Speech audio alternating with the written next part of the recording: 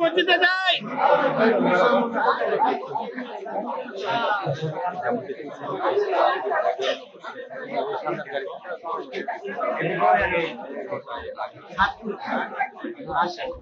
ভাই মরে গেছে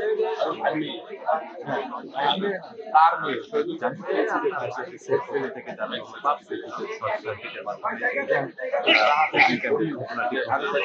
পরবর্তীতে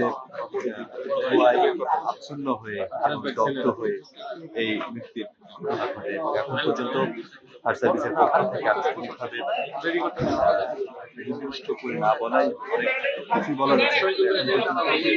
6 জন নিহত হয়েছেন, তাদের জানাজা অনুষ্ঠিত হবে পার্শ্ববর্তী একটি মসজিদ। মসজিদের মধ্যে আমরা